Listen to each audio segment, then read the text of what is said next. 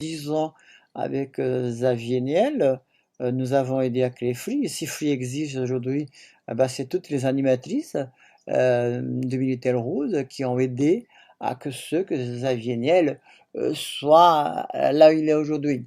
Même s'il n'a pas remercié ses animatrices comme il le fallait.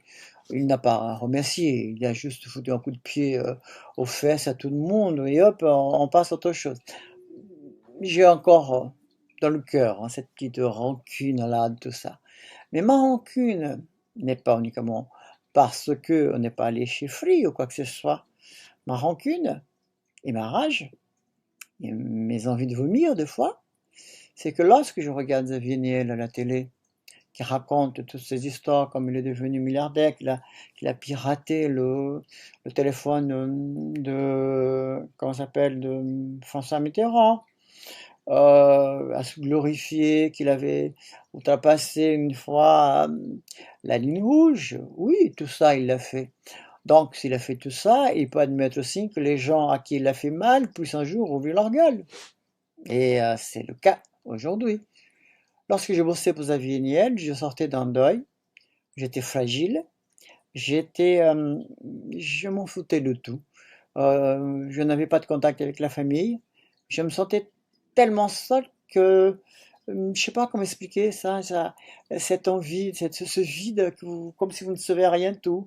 Pas marié, pas d'enfant, seul, bah, pas un cousin, pas une sœur, pas un oncle, bah rien. Toujours seul d'ailleurs, avec des amis bien sûr.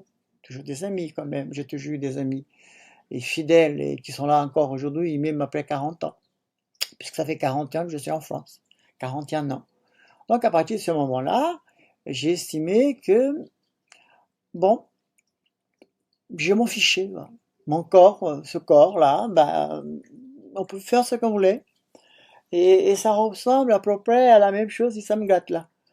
Et, euh, et ça revient à peu près quand j'étais en prison, chez les hommes, à la maison d'arrêt de la santé, pas en commun avec Xavier Niel d'ailleurs, puisqu'il a fait un mois, moi j'en ai fait 7 ans.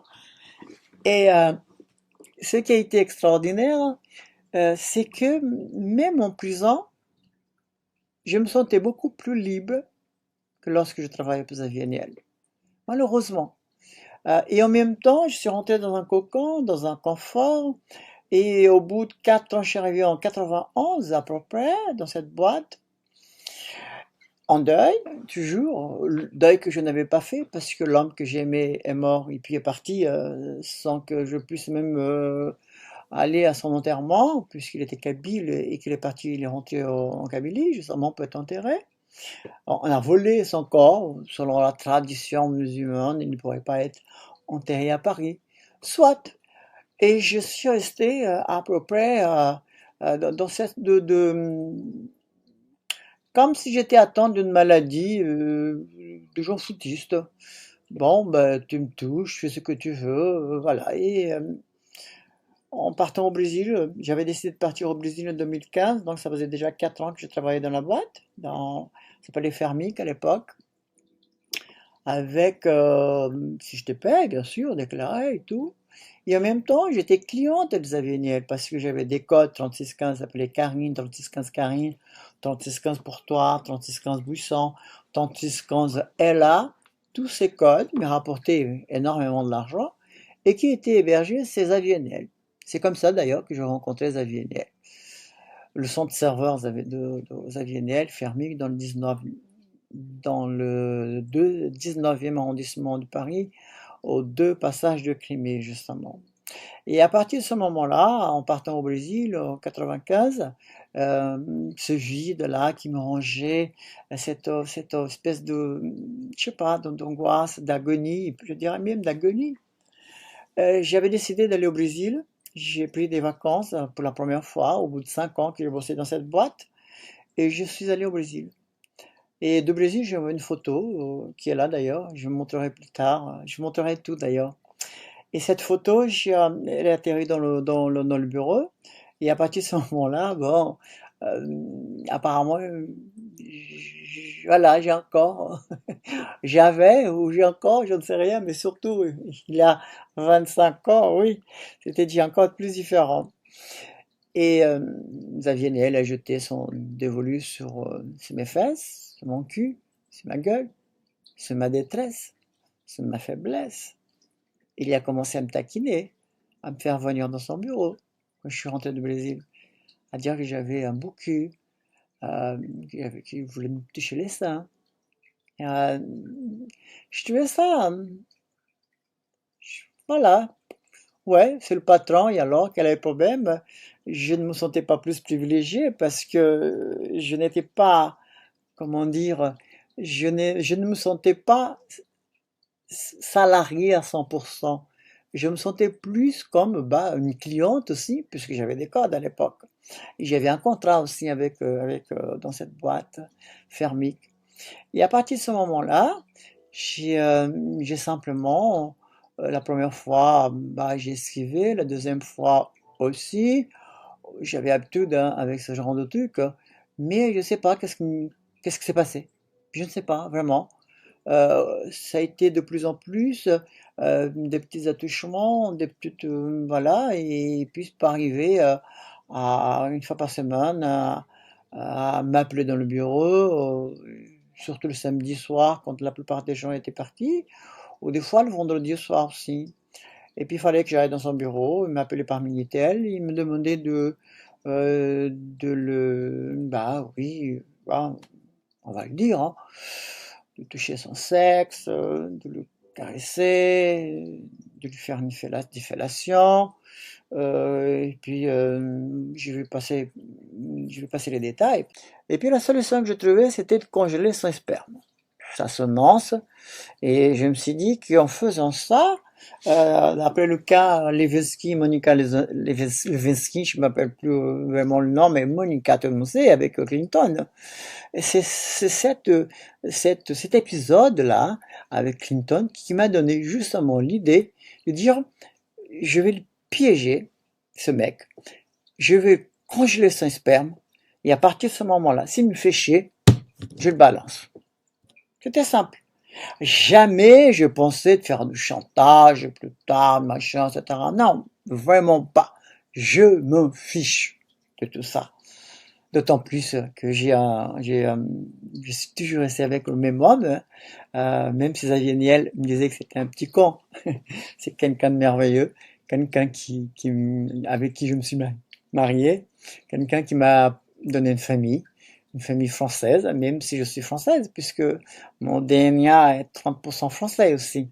Je suis né au Brésil, mais j'ai 11% hein, d'ADN brésilien, c'est tout. Et le reste est européen. 71% d'ADN européen, donc un peu portugais, un peu espagnol, et surtout français. Il y a de quoi me dire que oui, je suis une petite française, une grande gueule. Je chante même avec les pieds dans la merde, comme les coqs en France, n'est-ce pas? Mais revenons à nos connards, à nos moutons. Euh, j'ai réussi, en parlant sérieusement, c'est grâce à la dernière fois que Xavier m'avait demandé d'aller dans son bureau, que j'avais décidé d'arrêter ça une fois pour toutes. Je venais d'acheter mon appartement, tout était préparé, donc je peux dire non. Et c'est ça que j'ai fait. D'abord l'appartement, et ensuite, c'est au moment d'ailleurs, ensuite, c'est au moment où euh, les bureaux du 19e passe dans le 16e arrondissement, il amène toutes les gens qu'il estimait qui étaient les plus top, et puis les petites noires, enfin les grosses noires, voilà, les moins belles, il a dégagé. Je pense que ce qui me donne envie de vomir quand je pense à tout ça, c'est le toupet que Xavier Niel a eu, c'est quand on avait déménagé tout, il m'envoie dans une cave. Ils avaient monté avec une dame qui s'appelle Clara Dupuis. qui a un monsieur depuis, qui a plein de cheveux, là, à Longchamp, avec qui Xavier Niel était copain d'ailleurs à l'époque. Ils ont ouvert un truc de visioconférence. Ils avaient créé une cave. Dans cette cave, ils avaient créé une sorte de petite chambre comme ça, bien rouge, un ordinateur, avec des caméras partout, bien éclairées et tout. Et devant le travail que Xavier Niel m'a proposé, et qui a voulu absolument que je travaille là-dessus, il a mis 1000 francs de plus me paye pour que j'accepte ce boulot. C'est-à-dire, je n'entrerai pas le 16e arrondissement avec toute l'équipe pour Free, puisque Free venait d'être créé. Je serais mise dans une cave et je devais faire des striptease, exciter ses clients devant la caméra. Je lui ai dit d'aller se faire foutre en regardant bien dans les yeux. Et je lui ai menacé d'expliquer à sa compagne, avec qui il allait avoir des enfants, puisqu'il en a eu 2 d'ailleurs, et je lui ai simplement dit qu'il fallait qu'il trouve une solution, parce qu'il était hors de question que je travaille dans un endroit qui ressemblait plus à un bordel camouflé qu'autre chose, et que s'il voulait vraiment, il n'a qu'à mettre une perruque, ou alors dire à son père, ou amener sa sœur.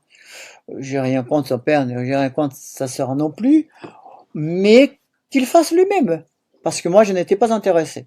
Par la suite, effectivement, il n'a pas donné suite et j'ai dû aller à ce bureau dans le 16e arrondissement, comme je l'explique dans La volonté d'exister, l'affronter et exiger une explication. Et c'est ça que j'ai fait. Et je lui ai dit ce que je pensais. Et comme il a essayé de mon tourluper encore une fois, j'ai dit non. Je vais aller voir ta gonzesse qui est juste à côté. Et je vais lui expliquer toute la situation. Que ça fait 3 ans et demi que tu me baises, que tu m'appelles dans ton bureau, que tu exiges des rapports sexuels avec toi, des fellations, etc.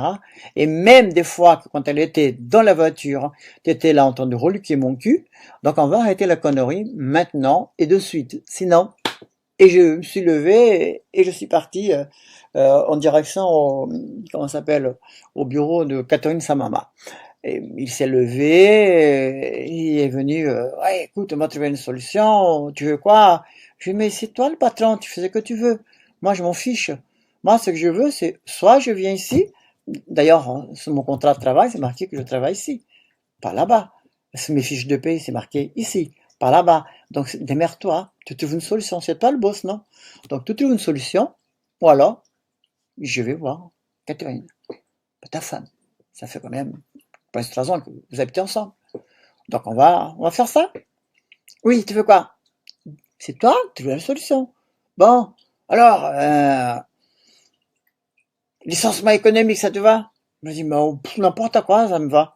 Pourvu que je ne sois pas obligé de me déshabiller devant des salopards, devant des tarés sexuels comme toi. Est-ce que c'est clair? Et voilà, l'avant-dernière fois que j'ai eu Xavier Niel, et il l'a envoyé à Catherine, qui était sa juriste et sa comptable, qui s'occupait de tous les contrats de travail. Ils ont fait comment ça s'appelle, une rupture, pas amiable, mais licenciement économique avec une société qui coûte 1 million d'euros. Déjà, je sais pas, une fortune déjà. 3 millions à l'époque. Donc, voilà, de qui se moque-t-on? Et d'autant plus aussi que, avec toutes les pépettes que le gouvernement Chirac avait données à l'époque, il aurait pu quand même, voilà, hein.